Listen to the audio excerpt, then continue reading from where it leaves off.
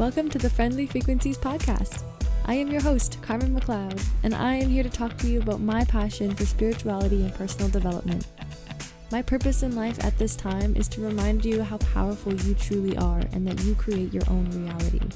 If the mind, the soul, and the universe are topics that interest you, and you want to continue to evolve into your soul's purpose, then you are in the right place. Thank you for joining me as I travel the world and record my journey through self-discovery.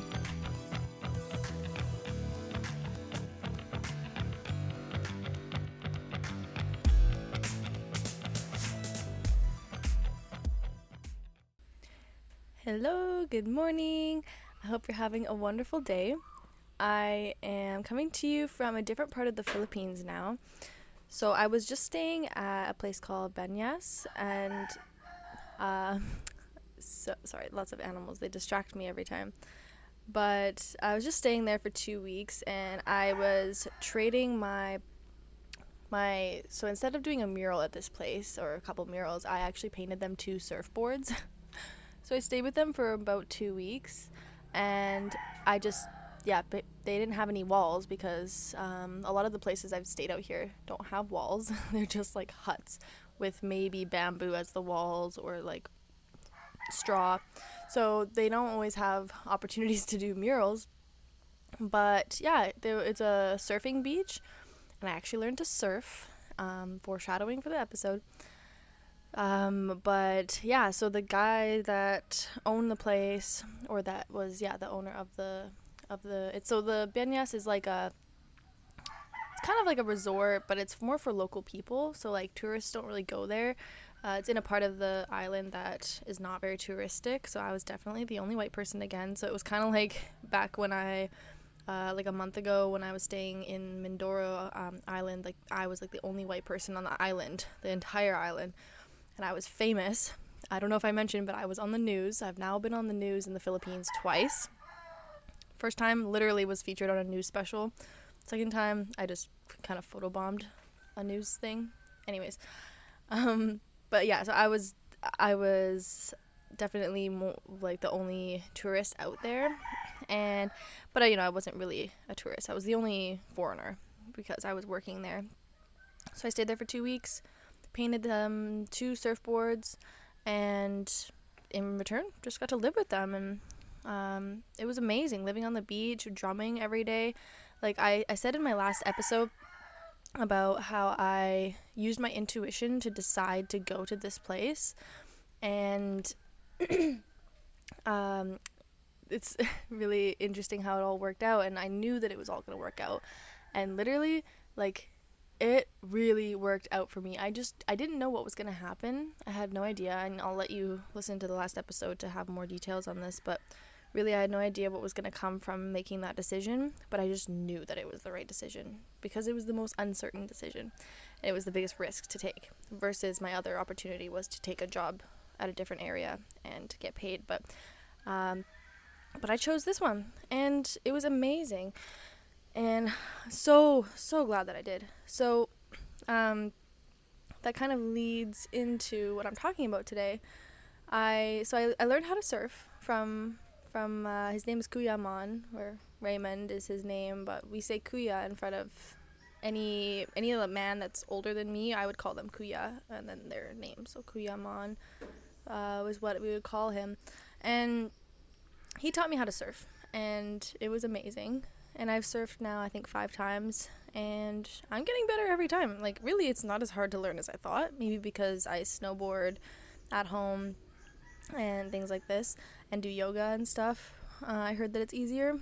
So, yeah, so I love surfing now. I actually have a shell necklace, too, to show that I'm a surfer.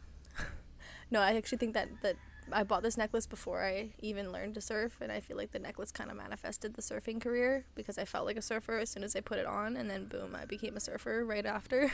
So I swear, just like feeling like a surfer just manifested surfing in my life. Like, it kind of goes along with being what you want or feeling the way that you want to be, and then that way of being is just gonna show up and like manifest things for you. But that's a whole nother thing. Okay, so what I want to talk to you about is my second time surfing and how it relates. Excuse me one sec. how it relates to how it relates to my life and to the course that I'm in. So I've talked a bunch about the next level course, or the breakthrough course is sometimes what I call it.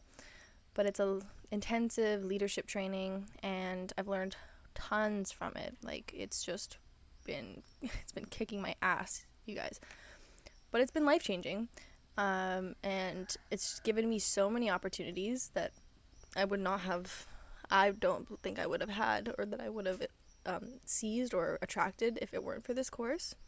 So as much as it's been kicking my ass, it's also been shaping my life so beautifully out here. And so the metaphor that came to me while I was surfing the second time, I was with Kuyaman, and he would like push the board, and like I would paddle, and then I'd get up because I wasn't really strong enough to paddle all the way. And then this day, so that's how it was the first time. The second time we go out, much bigger waves, like the kind that he likes to ride, not the kind that a beginner should be riding. So they were huge. Like, they would come over my whole body and like smack me in the face and just beat me up. Like, seriously, I was getting my ass kicked by these waves, and it's like, every time it hits you, like, it throws my body over, the board goes flying, I have a mouthful of salt water, and and a nose full of salt water, like everything. It's rough.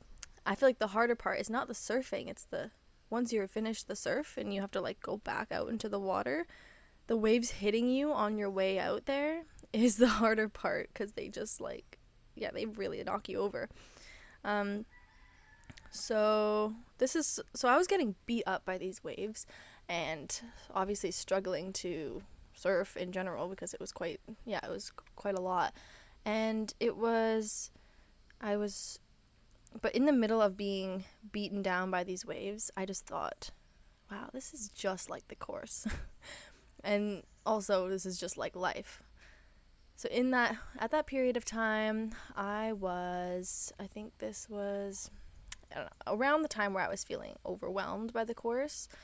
And the overwhelm has turned on and off throughout the course. I've actually at certain times felt underwhelmed, certain times felt overwhelmed, and just with so many different things. And also I've been feeling like, I think I mentioned in the last week, that I was just feeling at this point of exhaustion. I had just gotten over a sickness, and I had gotten over a weekend of, like, a full weekend of doing this course stuff, like all night, nocturnal, 12 hours a day, while sick. So I was just like completely beaten down. And so there's been times in the course where I've been physically, mentally, emotionally beaten down. And when I was getting beaten by these waves, I was just thinking about that, like, wow, this is just like the course, and I'm gonna keep going, and I'm gonna keep taking this beating, because I know that when I finally get that wave, it's gonna be amazing. So I tried over and over, obviously, was unsuccessful for a while, but I kept going, and I kept getting beaten by the waves, and then I got that one perfect wave that was still too big for me to be doing on my second time out there. But I caught it, and I did it all by myself, didn't need Kuyaman to push me at all. And I rode, like, right to the shore. Like, I was just riding it for, like, I don't even know. It just took me all the way right up to the shoreline, and I hopped off, and I'm like, okay, bye. I'm good. I'm complete. And I was like, yeah, just felt so good. Like, okay, this really is like the course. This really is like life. I'm going to keep being tested and pushed and stretched. And it's up to me, and I could decide, oh, okay, these waves are too big for me. I'm playing too big right now. So maybe I should go home and come back when the waves are a bit smaller.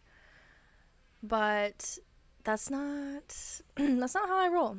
So, and excuse my raspiness, I don't think I've come back completely from the sickness. Pardon me. So I I decided to keep going out there on the waves, and I just like knew, because I just knew that I was gonna catch one. And I knew that in that day, even though it was my second time out there, even though the waves were too big, I knew that I was gonna do it, because I just felt like it was a perfect metaphor for my life. And so of course it's gonna happen, because this always happens. Like, no matter what failures lead up to the success that I'm striving for, no matter what happens along the way, that's all failures are for me like celebrations. And I think I've mentioned this before. Somebody whose podcast I used to listen to, called Mornings with Nano, he would say, I celebrate my failures with champagne every time, like the big failures, like the ones that cost him tens of thousands of dollars and all of this, because that's another stepping stone to the life of his dreams, to the success. And it's just like the surfing. Every time I get beaten down by the wave, that's just one less wave I need to get beaten down by in order to get there. It has to happen along the way. Otherwise, the success wouldn't even be fulfilling if you didn't have to get beaten down on the way to that. So that's kind of like generally how I see it as a metaphor for life. But when we get more specific around the course, this is where it gets really cool, because I can already see how in the course how I've been beaten down, which I mentioned a little bit about that, and how I've already can see myself soaring. And though I'm not gonna lie, I'm still getting beaten down by this course on a regular basis currently. I cried on the phone today with my coach, one of the life coaches that I'm working with, and because I'm still in a state of going back and forth and overwhelm, and am I doing this at the right time? This is too much for me right now. I just want to be a hippie hanging out on the beach. I don't want to be in this full, I don't want to be in all of this. As much as I love personal development and all of that, the masculine energy that comes with that. And by that I mean the doing energy, right? There's the being, the feminine, and the doing, the masculine. And I'm so far deep into the masculine when I'm just trying to, I want to be in the feminine. I want to be in the being. I just want to get back into my spiritual side rather than my personal development side, my successful side. And I want both. I'm always going back and forth between personal development books and spirituality books to keep myself balanced, and those are the two things that I care about most. But so I've been feeling like I've been thrown so much into the masculine, and when I'm living in the Philippines around a bunch of hippies who are completely not in that, they're all in the feminine, they're all, living their spiritual lives, just playing music every day. We literally would have drum circles every day at Banyas, and just the simplicity of their life, I was so envious of it. And I'm like, well, I was living that kind of life before this course, and now I'm more busy than I want to be, because it's a lot. However, I have a hard time even voicing this, because I just also at the same time, it's just how I feel, is not right or wrong, but at the same time, I know the breakthroughs that are on the other side of this that I haven't even, I don't know what I don't know, and I really don't know what's about to come for me through this, but I'm going to tell you what has already come for me, what has come to me because of this course, and that is me riding the wave. That's the visual representation of me riding the wave. It's really amazing, and I still have until the end of January until I'm completed with this course, and the fact that all of this stuff has already happened, it's a million times worth it. A million times. So, as much as I like to feel sorry for myself sometimes, and oh, poor me, I can't just hang out at the beach all day. Oh no, okay, I know I cannot be feeling too sorry for myself. I have an amazing life, and this literally is adding to the quality of my life so much. So it's just like I said, it's like a back and forth thing where just day by day, but at the same time, the whole time I know this is really good for me. I'm so happy to be here. Like, as much as, yeah, as much as I have these feelings, I also know 100% worth it. This is, this is like setting me up for the rest of my life in so many ways that I have no idea even. So, without further ado, I will tell you some of the things that. So first, I guess I did mention about how, yeah. So I've mentioned about how I've been beaten down by the course in a few ways. Another way is through. I mean, I've definitely mentioned this about how the internet connection is not good out here. Like, there's really no internet anywhere, but there's sometimes cell connection, but not at the places that I've been living. So I've always had to just fight for cell connection. Like, I have data on my phone to use anytime if there's cell connection. So the last place, and the thing is like not every people say they have cell connection. Like, before I get to these places, like, I ask them, hey, I'm in a course, do you have cell connection? They're like, yeah, no problem. And then I get there and there's one bar in one specific spot of the place. So it's kind of funny, like, everybody's version of cell connection is a little bit different in their head. But so for me, that's, I think, what that's definitely what the biggest overwhelm has been for me, is physically just trying to be at the calls. I've had to drive into town all the time. Like, in the last place, anytime I had to take a call, I had to drive into town which is not far. It was like 5-10 minutes away. But to do this, to take me away from my life there, was just not what I wanted to do, because I wanted to stay. I never wanted to leave there. And then at the last place I was at, this was also a big issue. So, and I've had to travel like hours into different cities, different towns to stay at hotels to take the full courses, because there's certain weekends where it's like I said, 12 hours a day, all night, for me, all night. So I've had to work really hard to find places to take this with cell connection. And that's just one of the issues, but that's been like the biggest struggle for me. And so another thing that makes me feel overwhelmed is like just trying to have that connection, the cell connection. And so I found that really would take away from myself being able to appreciate the Philippines and to see what the beauty is in front of me. I'm always like kind of thinking about the course. And so this was a bunch of waves beating on me for the last few months. The whole time I've been in the Philippines, really. And well, not the whole time, but it just progressively kind of gets more and more of this state of overwhelm.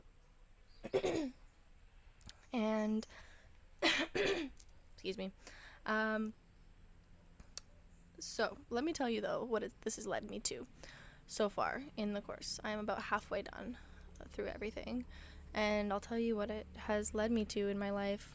I'll start the smaller things and then lead up to kind of the bigger things. So just recently, I was able to have 2 powerful conversations with 2 people that I don't even know how to explain the relationship with these people. Like, they interesting dynamics, like definitely interesting people. One of them being somebody that I did not really get along with very well, and I was able to have a really powerful conversation with that person and just give them some feedback around how they come off to me and to potentially other people.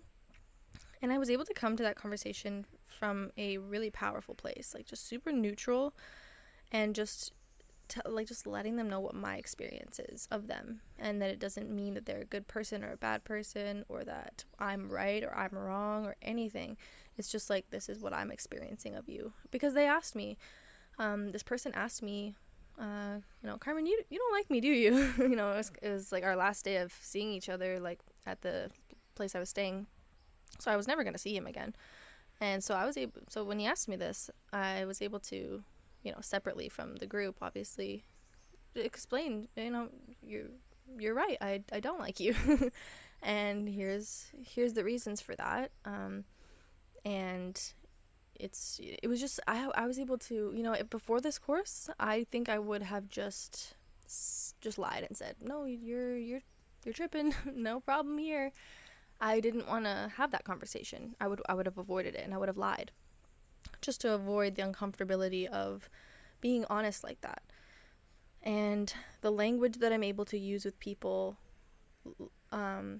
just completely comes from the course. And I really learned through the course about how neutral I get to be in life. I don't need to be judging things as good or bad, or people as good or bad, or right and wrong. And I don't need to, if I'm giving somebody feedback on something, it could be positive or okay. See, that's something I need to correct, because it's not positive or negative feedback. It's just whether what I'm saying is something that is like considered maybe a compliment, or if it's something that they could work on. Both of those are neutral feedback. That's what I've learned, is like, you can give feedback to somebody and it doesn't need to be good or bad feedback or right or wrong. It's just feedback. And the person who receives it can completely decide what they take from it, or if they take anything from it. And so I told him that, you don't need to take anything from what I'm saying, but I'm just answering your question. This is my experience of you. Maybe you don't mean to come off this way, but that's how you come off to me. And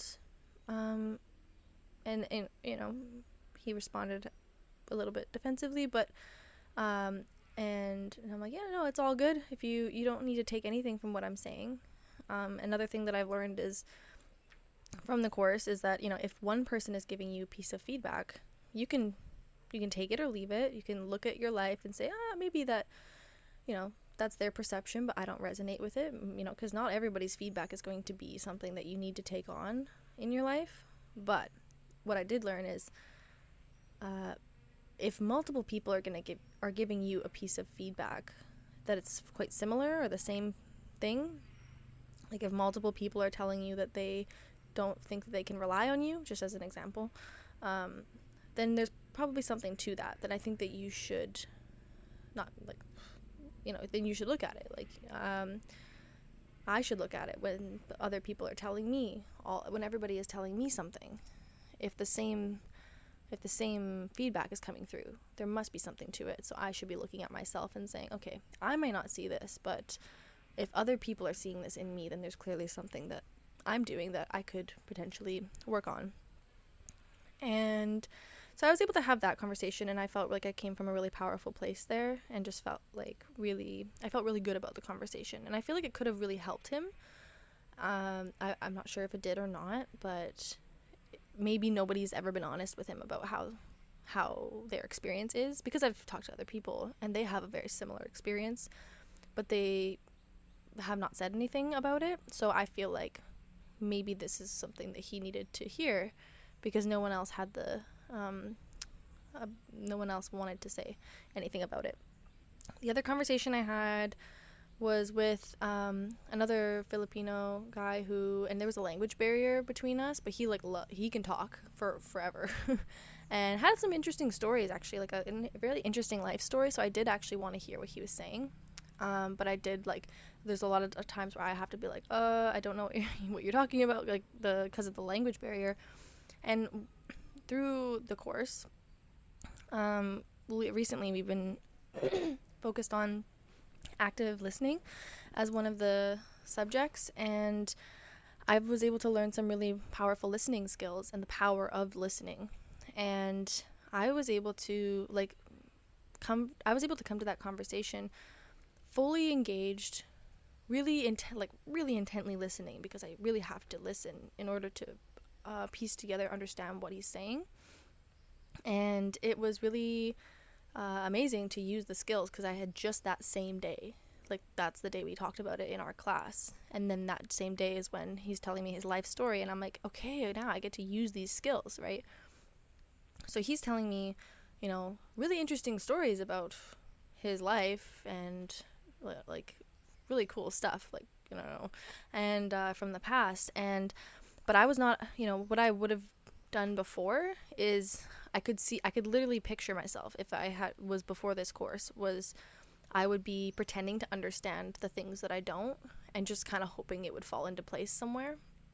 That's kind of what I do. and because just to avoid, or if I have to ask somebody to repeat themselves once, maybe I'll do that, but I won't. If I still don't understand, I won't ask them to repeat it again. I'll just pretend to understand.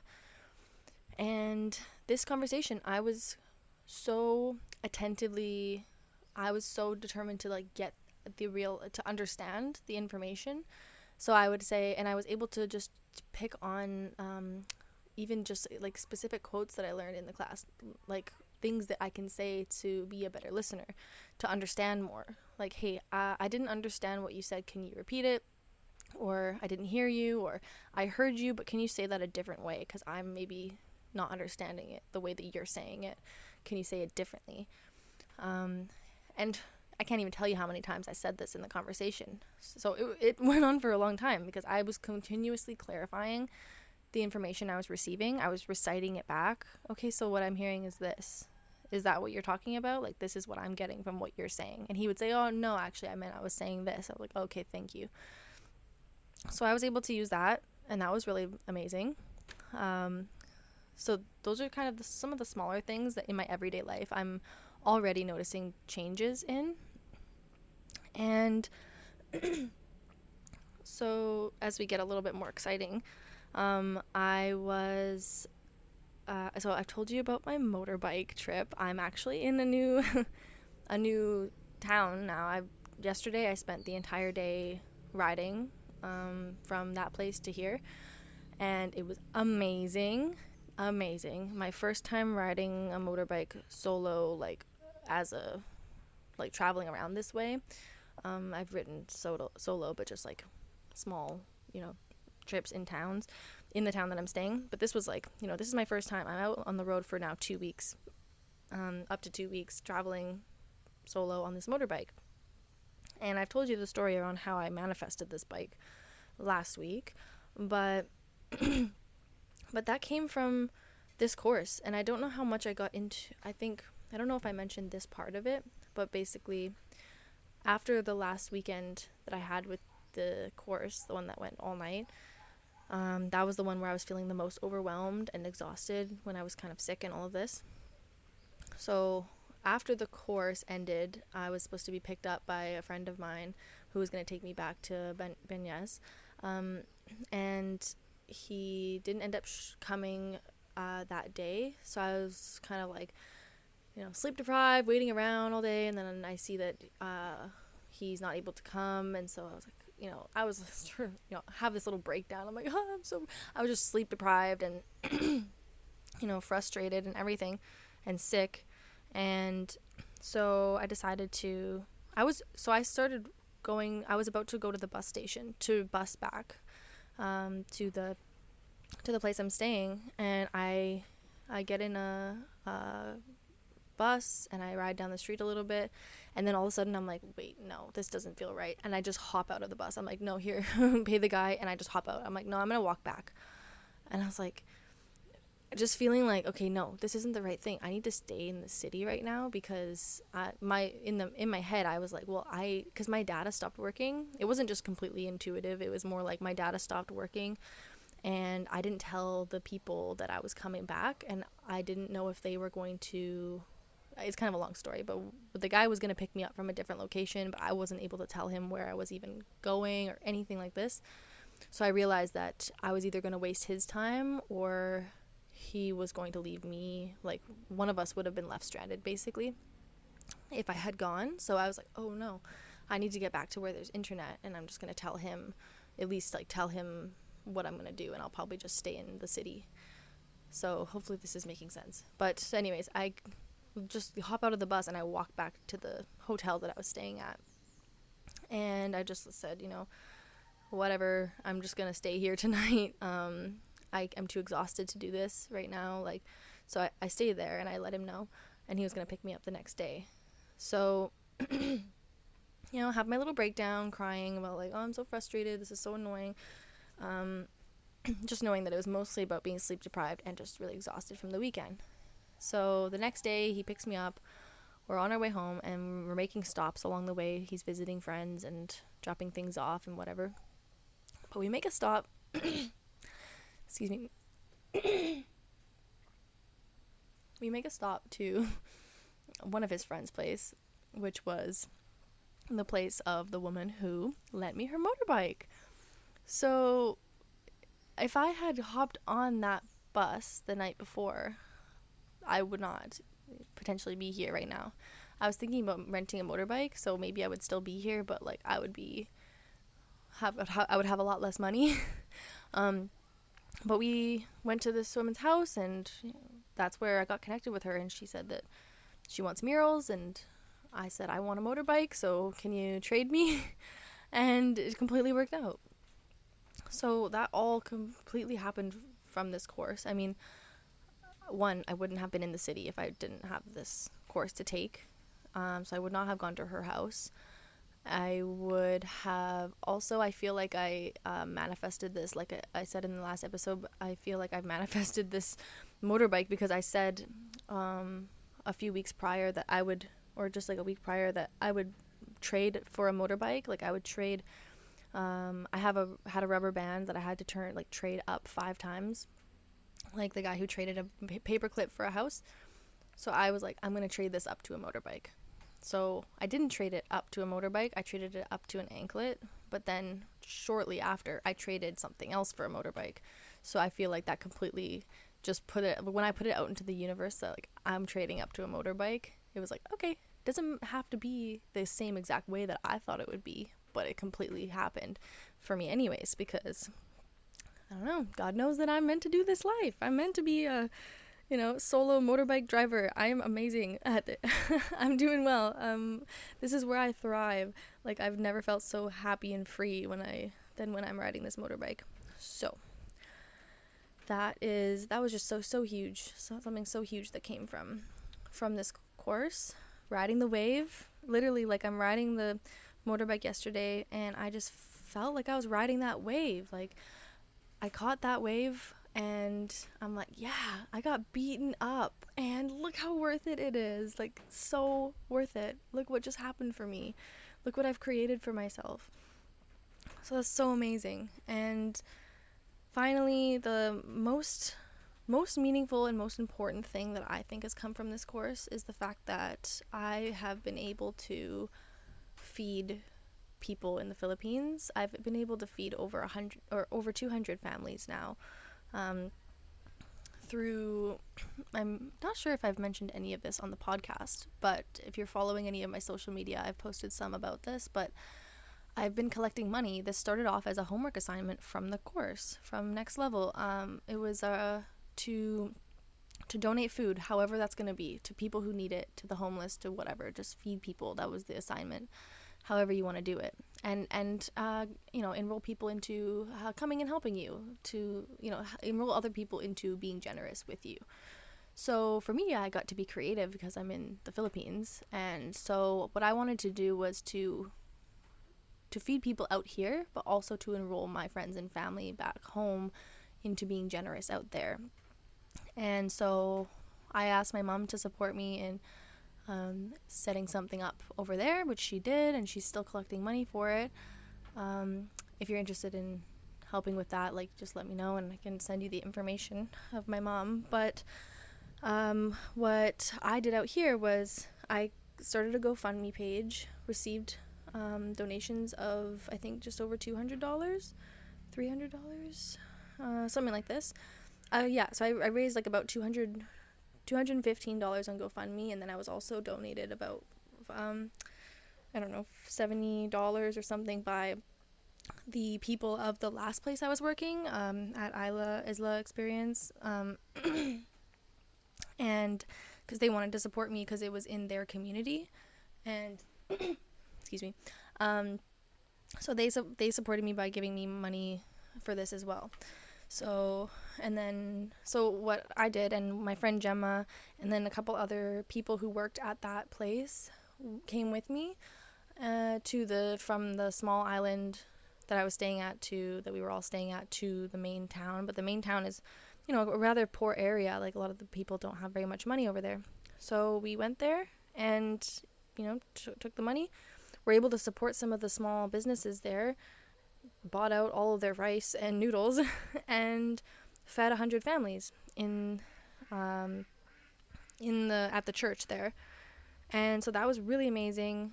Completely was just such a beautiful, fulfilling experience. And then I realized afterwards that I have leftover money because there was no ATM in that area, so I literally had to just gather whatever cash I could gather of my own cash and of other people, of the cash of the place that I was staying. The Isla donated. Luckily I'm so glad that they donated, because otherwise I wouldn't have had any. I would have had only my own cash because all of it was on GoFundMe and I couldn't take it out. So between the two of us, we were able to come up with 6,000 pesos, which is about $150 or something. And yeah, so we were able to feed the people. And then I looked at the GoFundMe and I said, oh, I still have money left over. Okay, I'm just going to keep the GoFundMe running and I'll just do this again in the place of the next people that I'm going to. So I went straight from, after doing this project, I went straight to the next job where I would paint the surfboards at Peñas. And so I received a little bit more money, and it just so happened that once I calculated everything, I had exactly enough to do the exact same thing, to buy 100 kilos of rice and 100 packs of noodles, just like I did the last place. But this time we separated it all and brought it to, last time we separated it in the church and they were able to just pick it up as they went out. But this time we rode around on our motorbikes and just like dropped it off at each house in the village that they live, and it was able to feed everybody there. Like I'm pretty sure every single family was able to receive dinner that day. And I think a kilo of rice is like almost, I think it's probably almost two meals. So anyways, we were able to feed 100 families all over again. And so that was just so amazing. None of this would have been possible, but it was never really on my radar to feed people. I had done like volunteer work with this in the past, with One More Time charity in Vancouver. I had done this just because, I don't know, only a couple times, but it was never really like something that I thought about doing out here. It was just never really on my agenda. And then I was given this assignment, and it completely, inspired me to start doing this. And it's been so impactful. Like, just this act alone, especially like on this, oh my gosh. So on the first one, my friend Gemma, she also was just really inspired. She was able to help me, and she was so helpful in this, and she was so inspired, and she now is starting her own GoFundMe, not just because of the thing that we did together, but also through other community projects we learned about and were a part of. But she was able to just discover this really big passion she has for helping kids at these local schools, and now she's got her own organization kind of in the works, and is following this passion of helping these people out here in the Philippines as well. And then the second time, when I went with the locals that I was living with, they were so thankful to be able to feed the people of their community, because they've been wanting to do this for so long, but they haven't had enough money to do it. And so the fact that I was able to provide the money while they were able to provide their time in helping me distribute the food, it was just such a beautiful exchange. And like, for me, someone donating their time to me is far more valuable than money. Like, what and for me, exactly, like I could have just given them the money and said, you guys handle it. I could have been lazy about it, and trust me, I had thought about it for a minute. I'm like, should I just give them the money? Because we were, sometimes you get lazy and you're like, maybe I should just give them the money, let them do it. But I'm like, no, that's not it. Giving your time is far more valuable than giving your money. And the fact that I was able to provide, and the fact that everybody supported me in being able to provide money to these people who were so willing to provide their time to helping their community, it was priceless. And 100%, that riding that wave was 100% on its own worth the entire course, worth the thousands of dollars that I've put into it, worth the thousands of hours I've put into it, and all of the tears and the sweat and blood and everything. Not blood, but you know what I mean. All of that was worth it, just from this just from this one experience, or two experiences, I guess, now. And who knows what it's going to do, like, really, this ripple effect. And, you know, I don't know if I think I forgot to mention this, but one of the guys that joined us in the last one, he said that he's going to start doing this now. He was high on life after, like, he was buzzing. And he said, I'm going to start doing this. This is like, he just sparked something in me, and I could see it. So I could just see the beautiful ripple effect that just happened from this. So, you know, riding this wave, being beaten down by the waves, and then riding it and just continuing it, even if the waves seem too big for you, but just knowing that you're out on the water for a reason. If you weren't meant to be out on the water, you wouldn't have decided to go there that day. So there's a reason you're out on the water. There's a reason that you're being beaten down by these waves. It's all a test, and if you just continue to get back up, no matter how much salt water is in your face and in your bloodstream and everything, just keep getting back up and keep riding the wave, and eventually you will ride the wave all the way to the shoreline. And I'm excited, you guys, because I'm still currently riding this wave, and I have not reached the shoreline yet. I'm not sure what that's even going to look like. So there's your daily dose of inspiration. Thank you for listening, and thank you for bearing with me as my phlegmy voice gets in the way a little bit. I'm really blessed to be able to share this story with you, and I really hope that it resonates. And I would love to hear about the waves that you're riding right now. What are you up against? What waves are crashing into your face at the moment? And or what wave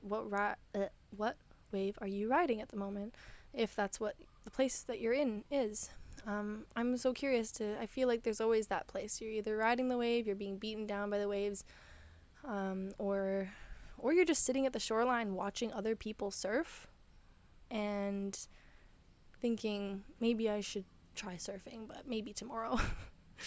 I think maybe those are not the three type of people, because everybody is in each of those phases, like, at different points of their life. But those are the three feels like that's like the three stages that maybe you could be in at the moment. And which one are you in? And I think that, you know, if you're sitting at the shoreline, get in the water. Life is now. Life is not tomorrow. So I hope that you enjoyed this. I thoroughly enjoyed bringing it to you, and I am out of here. I have to go on to another call. Gotta go keep working at it, working at my dreams, and maybe I'll find a surfing beach tomorrow. I love you, and I'll talk to you soon.